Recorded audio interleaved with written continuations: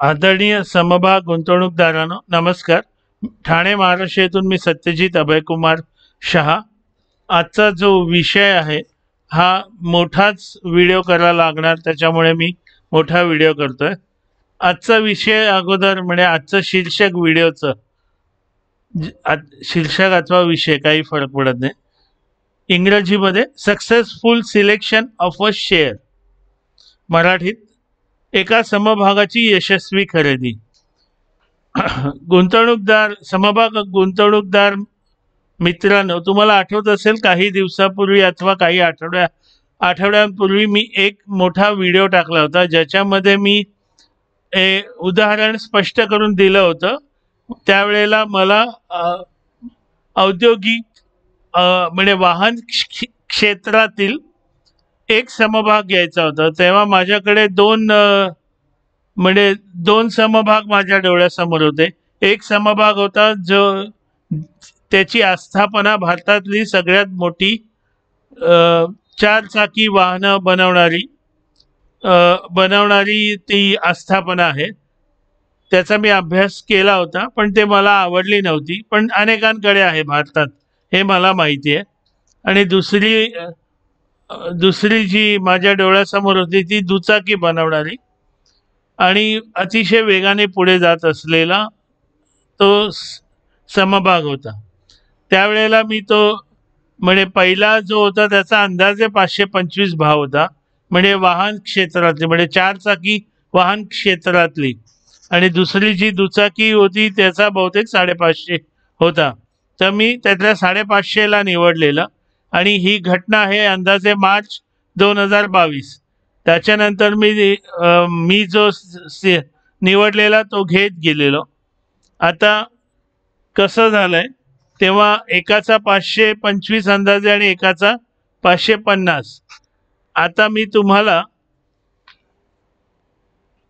आज त्यांची ऑगस्टची वाहन विक्रीचं बाहेर आलेलं आहे जी माहिती पाठवतं। तर दुचाकीची मी तुम्हाला वाहन विक्रीची संख्या सांगतोय।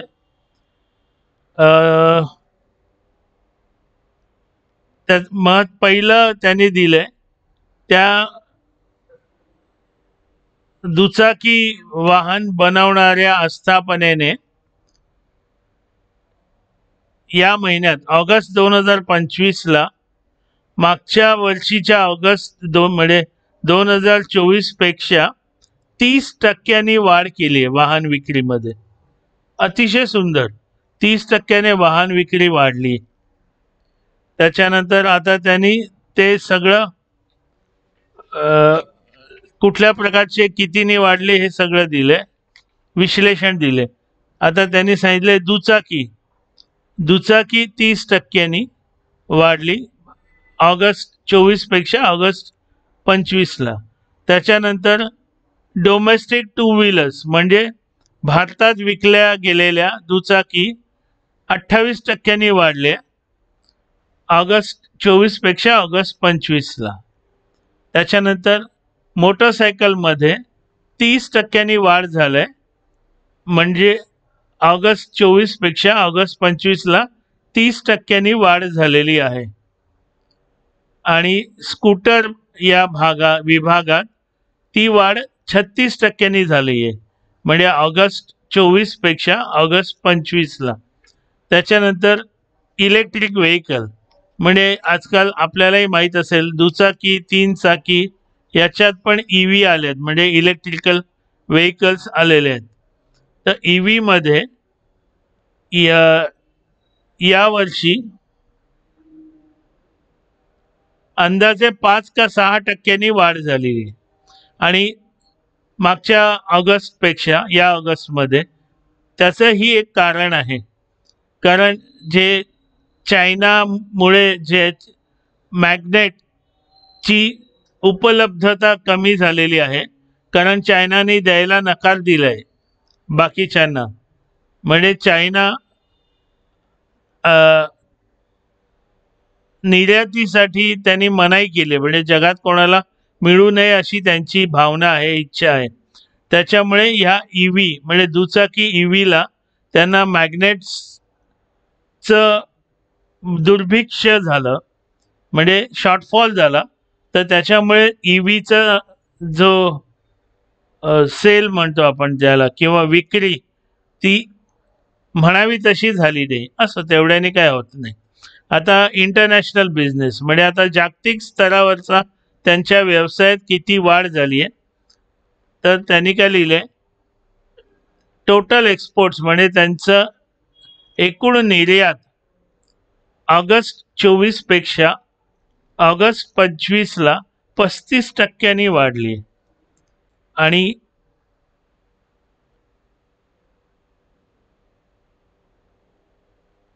आणि त्यांनी असं लिहिलंय, दुचाकीची 36% वाढली म्हणजे निर्यात. आता 3 व्हीलर्स म्हणजे रिक्षास किंवा कार्गोसाठी जे वापरले जातात, याने लिहिलंय 3 चाकी वाहन 47% यांनी वाढ दर्शवलेली आहे. ऑगस्ट 24 पेक्षा ऑगस्ट 25 मध्ये 47%, अतिशय चांगली वाढ दर्शवलेली आहे. आणि आत्ता माझ्या जे माहितीप्रमाणे किंवा माझ्या जे वाचनात आलेलं आहे, 3-4 दिवसांपूर्वीच यांनी एक अतिशय चांगली तिचाकी भारतीय म्हणजे भारतीय मार्केटमध्ये मग अथवा ज्याला भारतीय बाजारात आणली.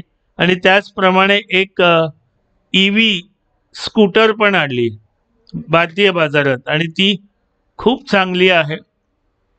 म्हणजे यशस्वी होईल याची मला तरी खात्री आहे. किंमत कमी आहे, त्याच्यानंतर ती एकदा चार्ज केल्यावर जास्त अंतर पार पाडते. आणि माझ्या माहितीप्रमाणे त्यांनी आता काही दिवसांपूर्वी, आठवड्यांपूर्वी, महिन्यापूर्वी CNG ची स्कूटर सुद्धा भारतात त्यांनी आणलेली आहे. आता त्या कंपनीविषयी काही सांगायची गरज नाही, त्या आस्थापनेविषयी. तर मित्रांनो, हे एक उदाहरण आहे की माझी निवड ही अचूक कशी ठरली. आता पुढचं महत्वाचं,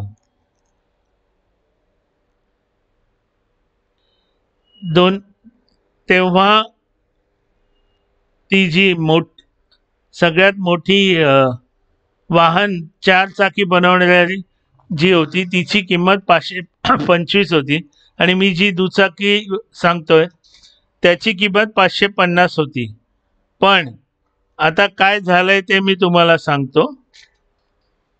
आज ते 4 चाकी वाहन बनवणारे जी आस्थापना आहे, त्याची आजची किंमत आहे 690 रुपये. आणि मी ज्याचा समभाग घेतलेला, त्याची आजची किंमत, आज तर तो ऑल टाइम हायला गेलेला आहे, मी जी घेतलेली. आता ते किमतीच्या नादाला पडण्यापेक्षा मी तुम्हाला हे दाखवतो. ती जी 4 चाकी बनवणारी आहे ना, त्या आस्थापनेने 31% नफा आजपर्यंत, म्हणजे मी जे मार्च 2022 सांगतोय तेव्हापासून आजपर्यंत, म्हणजे 42 महिन्यांमध्ये 31% नफा कमवला. 31% 42 महिन्यात, म्हणजे दर शेकडा फक्त 9% नफा मिळवला, फक्त 9%. आणि ह्यांनी आजपर्यंत म्हणजे 41 महिन्यांमध्ये 513% नफा मिळवला आहे. म्हणजेच दर शेकडा तो अंदाजे 150% होतो. म्हणजे आता तुम्ही विचार करा, माझी निवड कुठे चुकली. आता मी तुम्हाला हे साधं समजून सांगतो. तिथे 150% दर शेकडा, आणि याने फक्त 9% दर शेकडा दिलाय.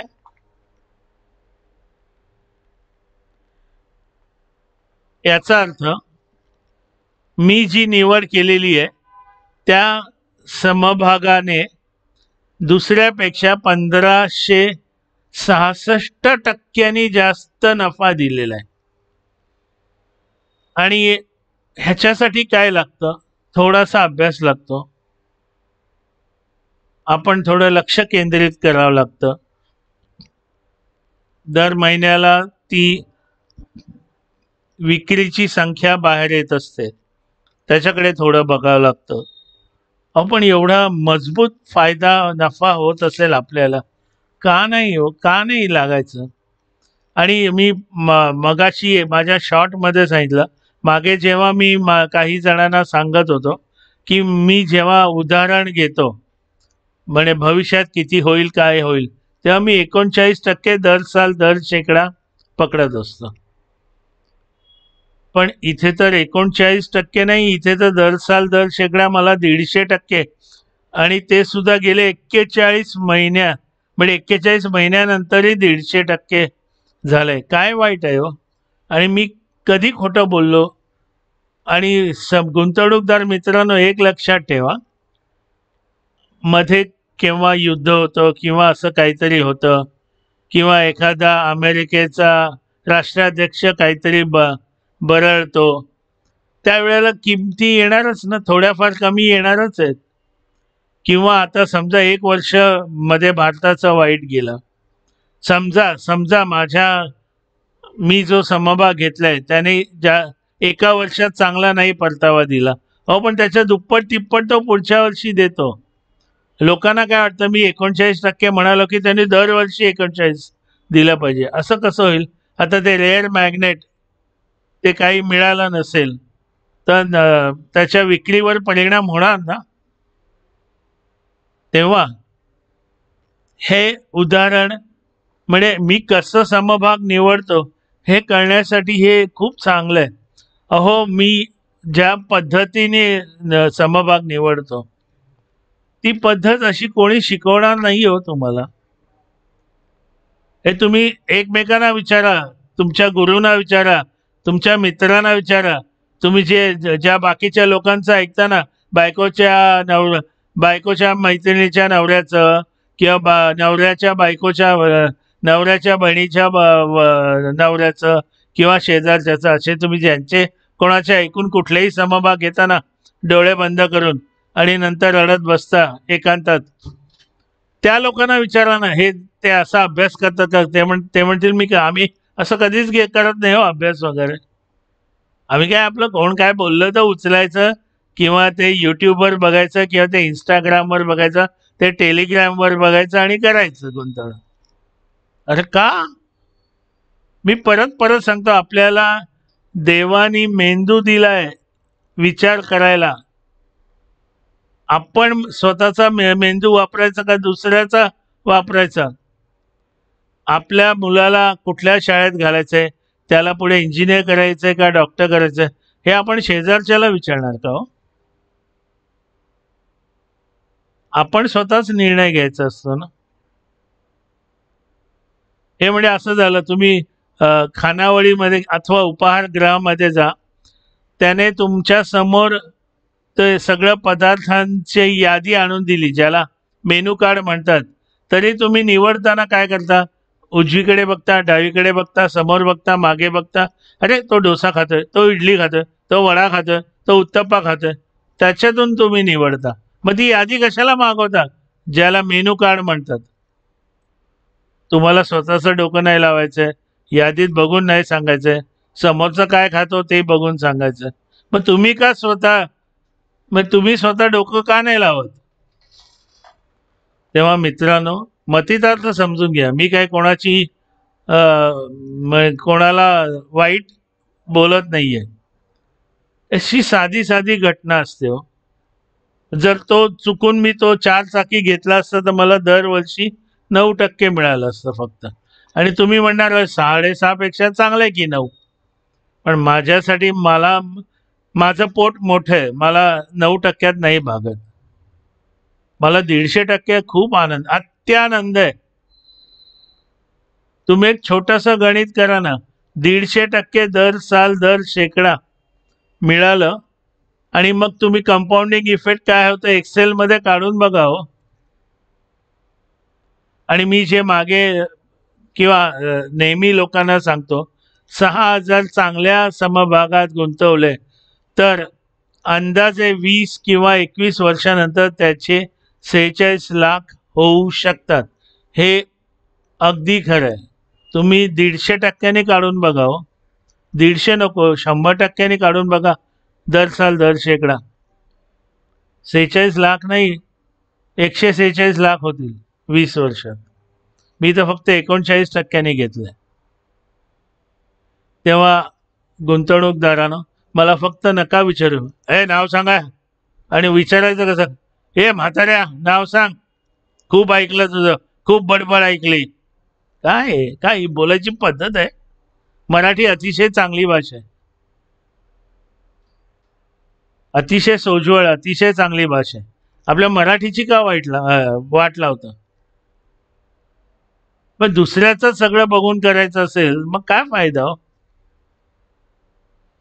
तेव्हा भरपूर पैसा मिळू शकतो समभाग गुंतवणुकीतून. दुसऱ्याचं बघणं बंद करा. आता हे दुसऱ्याचं बघण्यावर मी तुम्हाला एक खरीखुरी घटना सांगतो. मी 11वीत होतो तेव्हा आम्ही मित्र सगळे ते जीवशास्त्राची प्रयोगवही, ज्याला बायोलॉजीचं जर्नल असं म्हणतात, तर माझ्या एका मित्राने त्याच्या कुठल्या तरी मित्राचं आणलेलं आणि तो त्याच्यावरून लिहित होता. आणि त्याने ते हे काय म्हणतात ते चित्र काढलं जे त्या मित्राच्या वहीत होतं. आणि गंमत काय केली असेल, म्हणजे कसं लोक मेंदू न वापरता करतात. त्या मित्राच्या वहीवर शिक्षकांनी लाल रंगात शेरा मारलेला, ड्रॉ अ नीट फिगर, म्हणजे ही जी तुम्ही आकृती काढली ती चांगली काढा. ह्या पठ्ठ्याने काय केलं, जो कॉपी करत होता त्याने पण स्वतः लिहिलं आकृती काढल्या, ड्रॉ अ नीट फिगर. म्हणजे माणूस असा आहे, स्वतःचं डोकंच नाही वापरायचं. नका करू. खूप छान पद्धतीने चांगला परतावा मिळतो समभाग गुंतवणुकीतून. आणि उगाच या समभाग गुंतवणुकीला नाव ठेवू नका, बदनाम करू नका. नुकसान तुमचं आहे, समभाग गुंतवणुकीचं नाहीये नुकसान. तेव्हा भारतीय समभाग गुंतवणूकदारांनो, चांगला पैसा कमवा, स्वतः कष्ट करा. तेव्हा जय हो. पुन्हा भेटू अशाच एखादा चांगला विषय घेऊन. आणि हे तुम्हाला जर योग्य वाटत असेल मी जे करतोय, तर लोकांना कृपया सबस्क्राईब करायला सांगा. तुम्हीही करा. त्याच्यानंतर लाईक करा, शेअर करा, कमेंट करा. नमस्कार. पुन्हा भेटू.